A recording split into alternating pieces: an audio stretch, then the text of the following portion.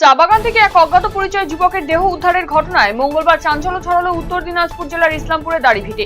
এদিন বিকেলে এলাকার একটি চা বাগানে এক অজ্ঞাত পরিচয় যুবকের দেহ পড়ে থাকতে দেখেন স্থানীয়রা। ঘটনা জানাজানি হতেই শোরগোল পড়ে যায় এলাকা জুড়ে। খবর পেয়ে ইসলামপুর থানার পুলিশ দেহটি উদ্ধার করে ময়নাতদন্তের জন্য ইসলামপুর মহকুমা হাসপাতালে নিয়ে যায়।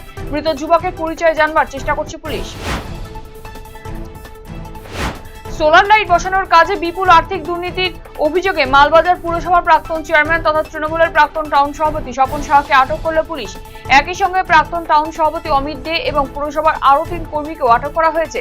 ধূপগুড়ির এক ঠিকাদার বাসব মালাকারের দায়ের করা অভিযোগের ভিত্তিতে পুলিশ এই কড়া পদক্ষেপ গ্রহণ করেছে। জনবসতিপূর্ণ এলাকায় বিনা অনুমতিতে মোবাইল টাওয়ার বসানোর অভিযোগে উত্তাল হয়ে উঠল শিলিগুড়ি সংলগ্ন আশিঘর এলাকা।